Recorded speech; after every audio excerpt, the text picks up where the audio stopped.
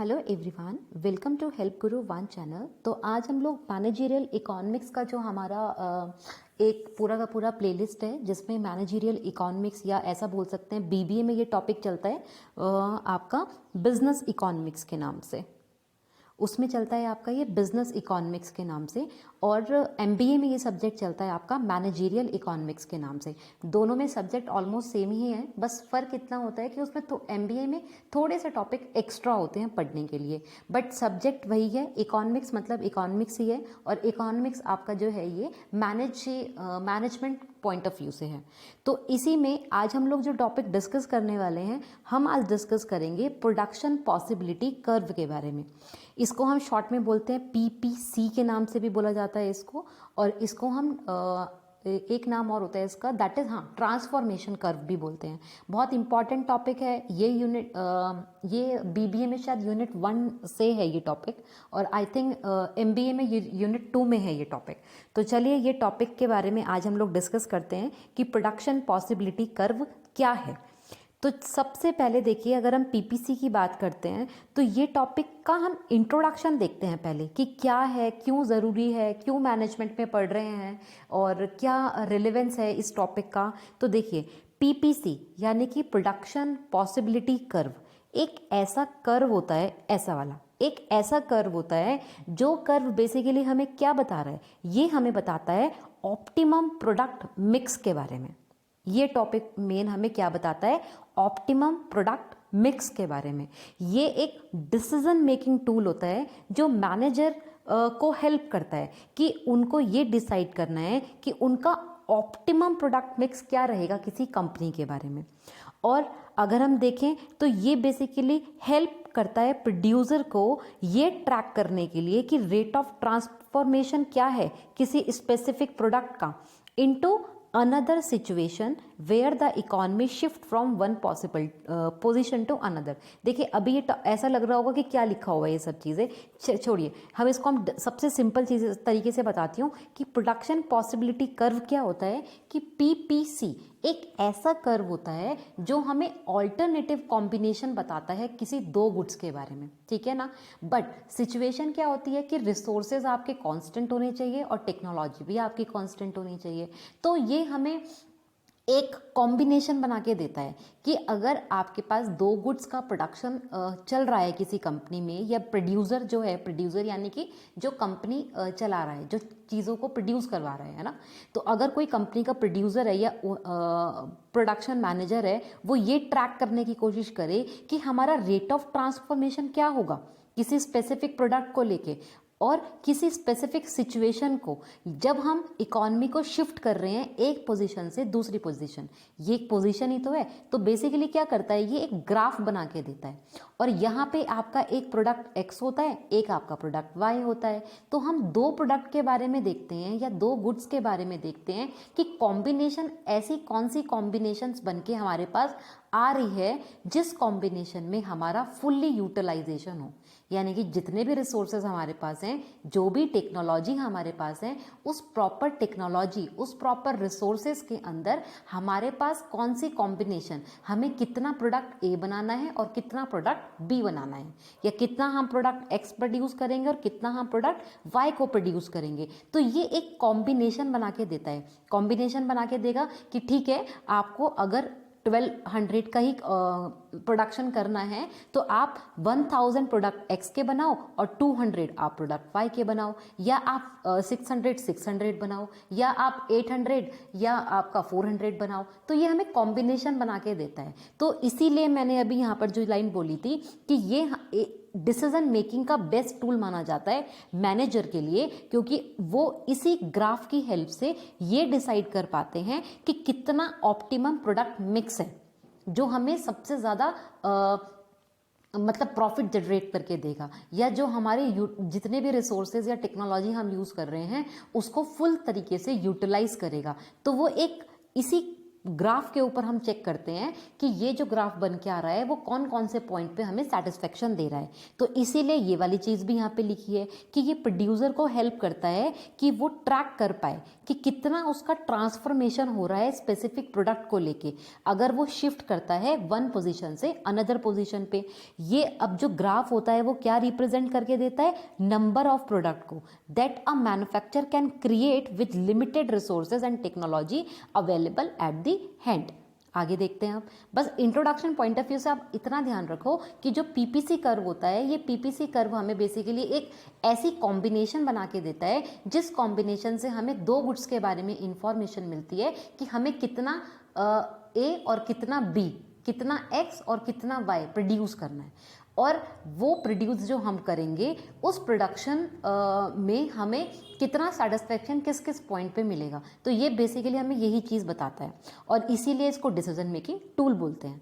आगे देखते हैं, डेफिनेशन देखते हैं। PPC is the graph which indicate the various production possibilities of two commodities when resources are fixed। अभी मैंने यही बोला कि ये क्या है, एक ऐसा ग्राफ है जो इंडिकेट कर रहा है प्रोडक्शन की पॉसिबिलिटीज क्या हैं दो कमोडिटीज को लेके, दो प्रोडक्ट्स को लेके। सिचुएशन क्या है यहाँ पे, अजम्पशन यही है कि हम दो ही कमोडिटीज के बारे में बात करते हैं कि पीपीसी एक सिंपल एक ऐसा ग्राफ है जो ग्राफ हमें इंडिकेट करके बताता है कि पॉसिबिलिटीज कहाँ कहाँ पर होंगी आपको दो प्रोडक्ट को प्रोड्यूस करने की। The production of one commodity can only be increased by sacrificing the production of another commodity, जिसको हम अपॉर्चुनिटी कॉस्ट भी बोलते हैं। अपॉर्चुनिटी कॉस्ट का मतलब ही होता है कि एक को सेक्रीफाइस करके दूसरे वाले को मतलब चेक करना, दूसरी जो कॉस्ट होती है उसको देखना। तो यहाँ पे ये उसी कंसेप्ट के ऊपर काम करता है। ये हमें बताता है कि प्रोडक्शन, एक कमोडिटी का प्रोडक्शन कितना होगा, कितना ज़्यादा बढ़ेगा, पर बढ़ेगा कब, जब वो दूसरे वाले को सेक्रीफाइस करेगा। ठीक है ना। अब it's a combination of production of two goods with the given resources and technology, बार बार ये, और ऑल्सो नोन एज, इसको हम बोलते हैं production possibilities frontier and transformation curve. ये दो नाम से भी पूछा जा सकता है कि ट्रांसफॉर्मेशन कर्व या पीपीएफ के नाम से भी पूछा जाता है। तो पीपीसी, अब सिंपल हम उस ग्राफ को देखते हैं वो ग्राफ होता कैसा है। तो देखिए ये है वो ग्राफ पीपीसी कर्व। ये एक कर्व है जिसमें product B cotton, product A wine, दो चीज़ें हैं। ठीक है, कोई कंपनी है, वो कंपनी क्या कर रही है, वो कंपनी दो चीज़ें प्रोड्यूस कर रही है, वाइन प्रोड्यूस करती है, कॉटन प्रोड्यूस करती है। तो जो ये पॉइंट है आपके A point, B point, C point, ये पॉइंट्स हमें यही चीज़ बताते हैं कि भैया अगर आप इसी लाइन के ऊपर प्रोडक्शन करोगे तो उस लाइन के ऊपर आपका फुल यूटिलाइजेशन रहेगा। ठीक है ना। यानी कि अगर आप जो ये कर्व लाइन आएगी A point, B point, C point पे अगर आप आ रहे हो तो यानी कि इन सारे के सारे पॉइंट पे आपका यूटिलाइजेशन जो रहेगा रिसोर्सेज का वो प्रॉपर तरीके से फुल्ली यूटिलाइजेशन रहेगा। ठीक है। ये अब ए कितना बताएगा, ए बता रहा है कि वाइन आपको कितनी प्रोड्यूस करनी है और कॉटन आपको कितनी प्रोड्यूस करनी है। बी क्या बता रहा है, फिर से सेम चीज़ कि आपको कितना बी बनाना है, कितना आपको कॉटन बनाना है, कितनी आपको वाइन बनानी है। सी क्या बता रहा है, कितना, फिर से यहीं पे कि कितना आपको कॉटन बनाना है और कितना आपको वाइन बनाना है। और इनका जो कॉम्बिनेशन बनेगा वो कॉम्बिनेशन सेम रहेगा, ए पे भी वही है, बी पे भी वही है, सी पे भी वही है। यानी कि इस पूरी की पूरी कर्व लाइन पे आपका जो प्रोडक्शन यूटिलाइजेशन रहेगा वो सेम रहेगा। इन सब के लिए जितने आपके अवेलेबल रिसोर्सेज रहेंगे वो प्रॉपर तरीके से अवेलेबल रहेंगे। अगर हम बोले यहाँ पे ए पे भी मुझे 10 लाख का प्रोडक्शन मिल रहा है, बी पे भी मुझे 10 लाख का मिल रहा है, सी पे भी मुझे 10 लाख का मिल रहा है, और अगर यहाँ पे कोई पॉइंट डी होता तो डी पे भी मुझे 10 लाख का मिल रहा है। ठीक है ना। बट वो सारे के सारे पॉइंट पे वेरी क्या करता है, वेरी करता है कि कितना ए बन रहा है, कितना बी बन रहा है। ठीक है ना। कॉम्बिनेशन क्या बना के दे रहा है कि ए पे कितना ए कितना बी बनेगा कि आपका 10,000 का प्रोडक्शन हो, बी कितना ए कितना बी बने कि 10,000 का प्रोडक्शन हो, सी कितना ए कितना बी बने कि आपका 10,000 का प्रोडक्शन हो। यानी कि वो उस लाइन के ऊपर आपको कॉम्बिनेशन बना के दे रहा है। किस चीज का कॉम्बिनेशन दे रहा है, दो गुड्स का कॉम्बिनेशन दे रहा है। पीपीसी कर्व के कुछ कैरेक्टरिस्टिक्स होते हैं तो ये ध्यान रखिएगा। पीपीसी कर्व हमेशा डाउनवर्ड स्लोपिंग है, ये तो देख के ही पता चल रहा है ना। तो पीपीसी कर्व हमेशा डाउनवर्ड स्लोपिंग होता है। कर्व कुड बी नेगेटिव, अब ये ध्यान रखिएगा, लिखा जाता है ना पॉजिटिव होता है या नेगेटिव होता है, तो ये नेगेटिव भी हो सकता है। क्यों, क्योंकि ऑपोजिट रिलेशनशिप दिखाता है ये दो प्रोडक्ट्स के बारे में। दो क्यों दिखाता है, क्योंकि मैंने अभी आपको बोला ना, x अगर है आपके पास 0, 10, 20, 30, ये एक्स है। वाई कितना होगा फिर 30, 20, 10, 0, ये चीज़। तो यानी कि जो ये कर्व है ये नेगेटिव रिलेशनशिप को भी शो करेगा। क्यों? क्योंकि ये ऑपोजिट रिलेशनशिप को शो करता है। दो प्रोडक्ट्स होते हैं जो दो एक्सिस पे होते हैं, एक एक्सिस पे और एक वाई एक्सिस पे। दोनों एक्सिस पे दो ही प्रोडक्ट्स के बारे में यहाँ पे बात की जाती है। तो ये पीपीसी कर्व के बारे में। आगे देखते हैं। 3 अजम्पशंस डील करता है। क्या अजम्पशंस हैं? कि resources are constant, resources are given. यहाँ पे हम बात करते हैं कि देखिए एक चीज़ होती है ना, हमेशा इकोनॉमिक्स में क्या चलता है, इकोनॉमिक्स में ये चीज़ चलती है कि आप ना अपनी स्टेटमेंट को प्रूव करने अपनी बात को जो जिन्होंने ये डेफिनेशन दिया होता है, जिन्होंने कंसेप्ट दिया होता है, वो अपनी चीज़ को प्रूव करना चाहते हैं। तो अपनी चीज़ को प्रूव करने के लिए वो कुछ चीज़ों को कांस्टेंट मान लेते हैं, यानी कि कुछ चीज़ों को वो क्या कर लेते हैं, अज्यूम कर लेते हैं। क्योंकि उनकी अजम्पशन अगर होती है तभी उनकी कही हुई बात सही हो सकती है। तो जिसने भी पीपीसी कर दिया उन्होंने क्या अज्यूम करके चला, उन्होंने बोला भैया तभी आपका फुल यूटिलाइजेशन होगा। अभी तक हम यही बात कर रहे थे ना कि फुल यूटिलाइजेशन होगा आपका उन पॉइंट्स पे, पर कब होगा? फुल यूटिलाइजेशन होगा जब आप ये 3 कंडीशन को फुल कांस्टेंट मान के चलोगे। क्या कांस्टेंट मान के चलना है? कि आपके जो रिसोर्सेज हैं वो कांस्टेंट है, ठीक है ना। रिसोर्सेज जो हैं आपके पास फिक्स रिसोर्सेज हैं आपके पास, है ना, ऐसा मान के चल रहे हैं, वो कभी चेंज नहीं होंगे, फिक्स्ड है वो, फ्लेक्सिबल नहीं है वो। Technology must remain constant, technology भी आपकी फिक्स रहेगी दोनों के लिए, ए के लिए बी के लिए भी टेक्नोलॉजी सेम रहेगी। ऑल्टरनेटिव कंपैरिजन बिटवीन 2 कमोडिटीज, और सेम चीज़ कि यहाँ पर हम किसके बारे में बात कर रहे हैं, हम यहाँ पे 2 ही गुड्स की कॉम्बिनेशंस को लेके बात कर रहे हैं। तो ये पीपीसी कर्व की 3 अजम्पशंस होती हैं।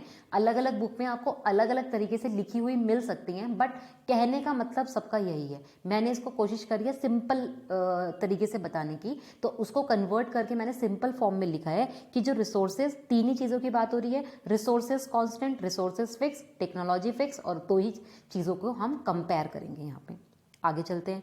अब हमें देखना है कि जो ये पॉइंट्स हैं, कुछ पॉइंट्स की बात करते हैं कि पीपीसी के ऊपर जो ये पॉइंट्स हैं, ये पॉइंट्स हमें क्या बताने की कोशिश कर रहे हैं, ठीक है ना। तो पॉइंट्स हमें क्या बताते हैं, अभी जो मैंने आपको बताया। अब चलो ये 2 चीज़ों के बारे में बात कर रहे हैं कि कंपनी जो है वो ए बना रही है, आपका एक्स शुगर बना रही है और पिज्ज़ा बना रही है, ठीक है। तो अब शुगर और पिज्ज़ा जो बन रहा है, अगर कोई भी पॉइंट आपके इस कर्व पे होंगे, जो भी पॉइंट आपके इस कर्व पे होंगे, जैसे ए बी सी, तो ए बी सी क्या बता रहे हैं, ए बी सी बताएंगे आपके फुल्ली यूटिलाइजेशन ऑफ रिसोर्सेज के बारे में, यानी कि एफिशिएंट आउटपुट कॉम्बिनेशन की बात करेगा पीपीएफ। क्या बात करेगा? एफिशिएंट आउटपुट मिलेगा आपको अगर आप इसी कर्व के ऊपर आपका पॉइंट लाई करेगा। अगर आपका कोई भी कॉम्बिनेशन या कोई भी पॉइंट इसी कर्व के ऊपर आ रहा है, तो वो क्या बता रहा है, वो पॉइंट ये बता रहा है कि आपका फुल्ली यूटिलाइजेशन है रिसोर्सेज को लेके, यानी कि आप एफिशिएंट हो यहाँ पर। अगर इस ग्राफ के अंदर, इसको एक सेकेंड में थोड़ा सा क्लियर कर देती हूँ, ठीक है ना, आपको दिख जाए। हाँ, अब अगर इस ग्राफ के अंदर, इस कर्व के अंदर कोई पॉइंट लाई करेगा, डी ई कोई भी पॉइंट है, तो वो क्या दिखा रहा है, इनसफिशिएंट कॉम्बिनेशन दिखा रहा है, ठीक है ना। यहाँ पे अगर इस कर्व के अंदर आएगा तो वो बता रहा है अंडर यूटिलाइजेशन ऑफ रिसोर्सेज। ये क्या दिखा रहा है, ये दिखाएगा अंडर यूटिलाइजेशन ऑफ रिसोर्सेज के बारे में, यानी कि यहाँ पे आपके सारे रिसोर्सेज फुल तरीके से यूटिलाइज नहीं हो रहे हैं, अंडर है ना। यानी कि यहाँ पे जो आपकी कॉम्बिनेशन बनेगी वो कॉम्बिनेशन इनसफिशिएंट होगी। अब अगर कोई पॉइंट बाहर की तरफ लाई करेगा तो वो क्या दिखा रहा है, ओवर स्पेशल, वो दिखाएगा आपका beyond the capacity, over utilization of resources, non feasible region के बारे में बात करेगा। ये आपका कहेगा कि एफ जो है वो आपका अटेंडेबल नहीं है। अटेंडेबल लिखने का मतलब है कि वो आपकी बियॉन्ड द कैपेसिटी, आपने मान के चला था कि 12,000 का प्रोडक्शन करेंगे, बढ़िया, यहाँ तो आपका 20,000 का प्रोडक्शन हो गया, है ना। तो आपके रिसोर्सेज भी ज़्यादा लगे होंगे, आपकी टेक्नोलॉजी भी ज़्यादा लगी होंगी। तो अगर इस कर्व से बाहर कोई पॉइंट निकल जाएगा तो वो ओवर हो जाएगा, और इस कर्व के अगर अंदर की बात करेंगे तो वो अंडर हो जाएगा। यानी कि आपने सोच के चला था कि 20,000 का प्रोडक्शन, बट आपका तो 18,000, 20,000, 10,000 में ही हो गया, तो यानी कि आपके कम रिसोर्सेज लगे, कम रिसोर्सेज लगे तो आपका अंडर यूटिलाइजेशन रहा, ठीक है। तो ये पॉइंट्स आपके ये चीज़ें शो करते हैं। आगे देखते हैं। अब इस पूरे के पूरे जो आपका पीपीसी होता है ना, इसमें 2 चीज़ों की बात की जाती है, शिफ्ट के बारे में और रोटेशन के बारे में। दोनों क्या होता है, शिफ्ट का मतलब होता है change in resources of both goods. जब आपके गुड्स जो हैं दोनों ही गुड्स में चेंज आएगा तो उसको हम बोलते हैं शिफ्ट की बात, कि शिफ्ट बताओ पीपीसी का। क्वेश्चन ऐसे आता है, शिफ्ट बताओ पीपीसी को लेके, रोटेशन बताओ पीपीसी को लेके।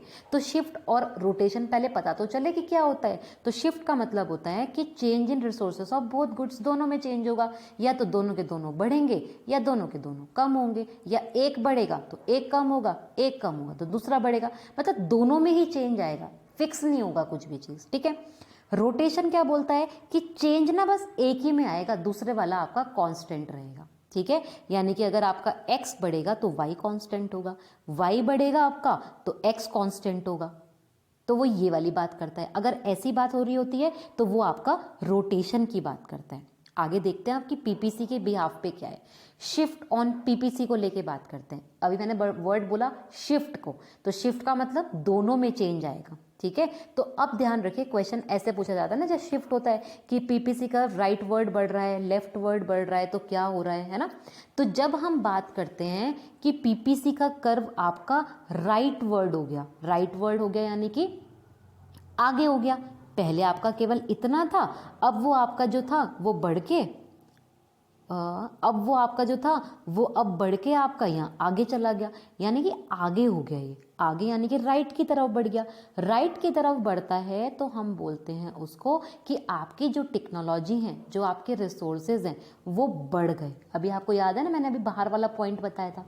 बाहर वाला पॉइंट क्या बोला था कि ओवर यूटिलाइजेशन हो गया, कहा था ना। तो अगर आपके प्रोडक्शन में यानी कि पॉसिबल दोनों प्रोडक्ट्स में एक्स ए और बी में ए कि रिसोर्सेज बढ़े तो बी के रिसोर्सेज भी बढ़ गए साथ साथ ही। ए के अगर टेक्नोलॉजी में चेंज आया तो बी की टेक्नोलॉजी में भी चेंज आया। पर चेंज कहाँ पे आया? राइट वर्ड की तरफ आया। राइट वर्ड यानी कि दोनों ही बढ़ रहे हैं आपका।